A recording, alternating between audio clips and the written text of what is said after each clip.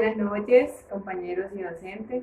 Esta noche nosotros vamos a presentar el artículo que hicimos, que lleva por título Epistemología, Historia, Didáctica y Educación Matemática, con mi compañero Jorge Pérez y mi persona Araceli Fernández. Bien, a continuación lo que vamos a hacer es un breve resumen de lo que nosotros tomamos como base para realizar y desarrollar nuestro artículo. Principalmente, si tomamos el título, nos vamos a dar cuenta que lo que destaca en esta parte es la historia, la epistemología y la didáctica, donde en nuestro quehacer como futuros docentes de matemáticas. Ahora, durante nuestra formación como docentes de matemática, o bien sea ya mientras desarrollamos nuestra profesión de licenciados en matemática, van a haber dos factores que van a definir qué tipo de profesor voy a ser o la calidad y eficacia de docente que voy a ser. Estos son factores culturales y profesionales. A continuación, mi compañera va a hablar más detalladamente de ellos. Bueno, en nuestro artículo, pues primeramente nosotros presentamos la epistemología como el ADN de los futuros docentes de matemáticas, los cuales nosotros vamos a ser uno de ellos. Y en este ADN, pues obviamente requiere dos factores, y estos factores, como lo mencionó el compañero, es el cultural y el profesional. Si hablamos la parte cultural, ya estaríamos tocando las habilidades que el mismo docente tiene, que fueron adquiridas durante su periodo de preparación. Aquí podemos mirar dos factores o dos partes que lo conllevan a poder transmitir un conocimiento, y son la transposición didáctica y la comunicación. Si relacionamos las dos palabras, obviamente podemos darnos cuenta que para uno poder hacer una transposición didáctica, tiene que haber una comunicación del docente al alumno, para que ese saber pueda llegar a ese estudiante. ¿Usted cree? Sí, mire, complementando lo que dice la compañera, es donde sale la importancia de el mirar epistemológico. Es decir, mirar la evolución del concepto. ¿Por qué? La compañera menciona un punto clave que es la comunicación. Ahora, ¿cómo comunico yo un saber matemático sin yo antes haberlo revisado de manera correcta? ¿Cómo hago esto? Mirando toda su composición epistemológica, es decir, revisar cómo ha sido su evolución a través del tiempo. Exacto. Y aquí también es donde entra el saber que el docente tiene y cómo él va a transmitir su saber. Y aquí vemos la transposición didáctica que necesariamente tiene que hacerse dentro del aula. Bueno, continuamos con los factores profesionales, y aquí nosotros más que todo los relacionamos con la parte de las habilidades y las destrezas que el mismo docente tiene que adquirir al momento de transmitir el saber. También nos vamos ligados a los obstáculos epistemológicos que aquí encontramos, que tiene que ver con lo ontogenético, lo didáctico y lo epistemológico. Recordando el triángulo de Brousseau, podemos referirnos al ontogenético como el alumno, el didáctico como el profesor y el epistemológico como el saber que nosotros vamos a transmitir.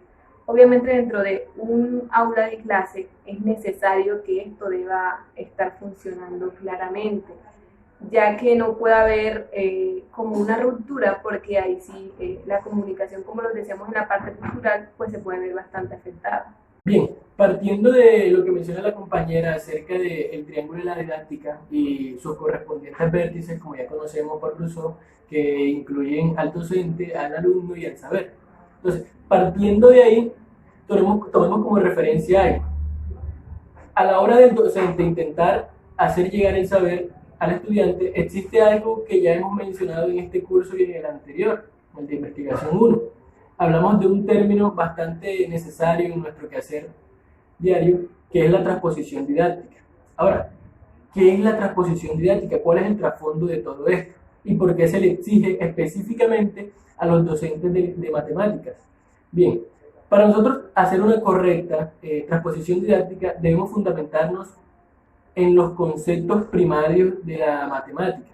Ahora, ¿cómo conocemos el origen de un concepto de matemáticas? Por ejemplo, la multiplicación. Tenemos que hacer un mirar que es histórico.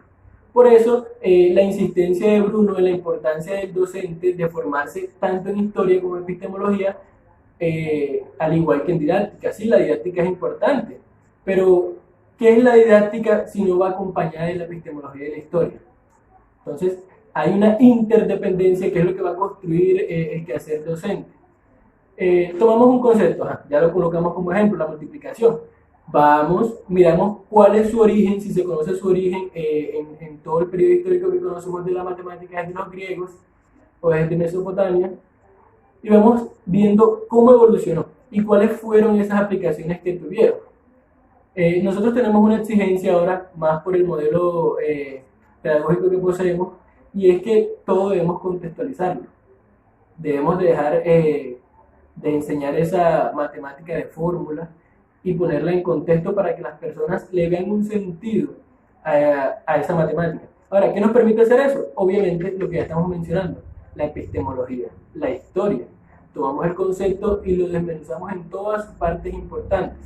El señor Freudenthal decía que aprender matemáticas es reescribirla. Nosotros tenemos una tarea importante y es reescribir la matemática tanto para nosotros como para los alumnos, es decir, acomodar los conceptos matemáticos para el contexto sociocultural en el cual estamos ubicados. Finalmente, en nuestras diapositivas, en la segunda página, tratamos de hacer como unas escaleras, colocando por jerarquías lo que se necesitaba para ser finalmente un docente de matemáticas. Como base de esto encontramos la epistemología y la historia. En los escalones siguientes encontramos lo que son los obstáculos epistemológicos que nosotros como futuros docentes debemos encargarnos de eliminar de nuestro camino o de aprender a cómo dominarlos en situaciones de aula. También encontramos la pedagogía, que es fundamental en toda esta parte, pero ya eso lo conseguimos de otra manera, ya que en este caso con Bruno y Brousseau, los autores que estamos tocando de la escuela francesa, estamos hablando solamente de epistemología y de didáctica. Finalmente, como invitación, como futuros docentes, quiero motivarlos a que hagan su mejor trabajo, revisando de manera correcta el conocimiento. Ahora, no es encargarse de aprender y aprender matemáticas. Es mejor saber dos conceptos y saberlos enseñar que saber 1000 y no saber enseñar ninguno. Ahí es donde es fundamental la epistemología. Ahí es donde se va a ver reflejado todo el trabajo que hemos venido haciendo con estos autores, con Bruno Diamore, con el autor de que es la epistemología, Padrón Guillén, Brousseau y todos estos referentes teóricos que hemos tratado con el profesor Teobaldo en los cursos de epistemología y de investigación. Ya sabemos que estamos relacionándonos con lo que es la escuela francesa y por ende debemos fundamentar nuestras bases como futuros docentes, como futuros dominantes de la didáctica de matemática, esforzarnos en dominar esto. Muchas gracias. Pasen buena noche. Compañero, también quería resaltar la parte de Amory, menciona mucho a Esperanza y con respecto a él es que se basa más que todo en su artículo. Y Esperanza decía de que conocer la epistemología es tan necesaria como conocer la misma matemática. ¿Qué quiero llegar con esto? Como le decía mi compañero, pues la invitación es que como futuros docentes, como nosotros, pues tengamos la capacidad de entenderlo. Más allá de saber fórmulas o de saber lo que ya hemos adquirido por medio de todo lo que hemos visto, depende de nosotros la calidad de didáctica y de epistemología